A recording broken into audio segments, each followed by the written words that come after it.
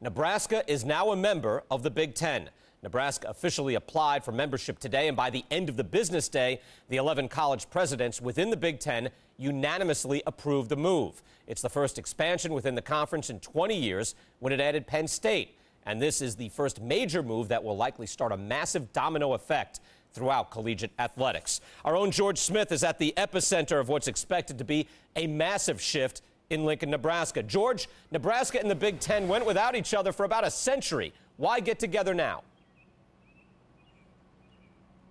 Well, Nebraska looked at Colorado's decision to join the Pac-10 and the potential for several other Big 12 schools to leave the conference as well, and officials said that they thought they had to act. They felt vulnerable, and the bottom line is they felt the need to act in the best interest of their university.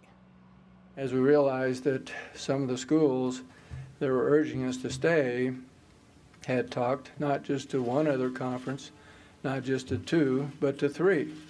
And we're sometimes talking to those at the same time they were urging us to stay.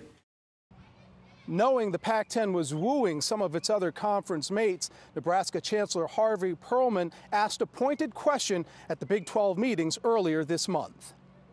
I said, what happens if both Missouri and Colorado leave and Nebraska stays? And they could make no commitment that they would then stay in the Big 12. Nebraska will begin athletic competition in the Big Ten in the fall of 2011. Brian, back to you. George, thank you. It is an incredible move. Nebraska has been in a conference with Oklahoma, Iowa State, Missouri, Kansas, and K-State since 1928. Big move from tradition. And now, with Nebraska, the Big Ten Conference is 12. The last addition, again, to the traditionally Midwestern Conference, which goes back to 1896, was Penn State, again, in 1990.